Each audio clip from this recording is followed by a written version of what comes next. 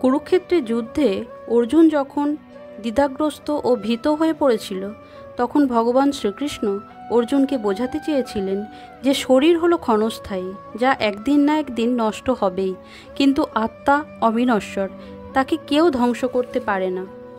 Young হীন ব্যথয়ন্তে তে পুরুষং পুরুষর্ষভ সম দুঃখ সুখং ধীরং সমৃতত্বায় কল্পতে। অর্থাৎ, হে পুরুষশ্রেষ্ঠ অর্জুন, যে জ্ঞানী ব্যক্তি সুখ ও দুঃখকে সমান জ্ঞান করেন এবং শীত ও উষ্ণ আদি দ্বন্দ্বে বিচলিত হন না, তিনি মুক্তিলাভের প্রকৃত অধিকারী।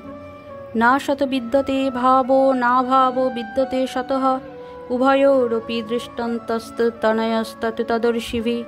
অর্থাৎ, যাঁরা তত্ত্বদ্রষ্টা তারা সিদ্ধান্ত করেছেন যে অনিত্য জড় বস্তুর স্থায়িত্ব নেই এবং নিত্য বস্তু আত্মার কখনো বিনাশ হয় না।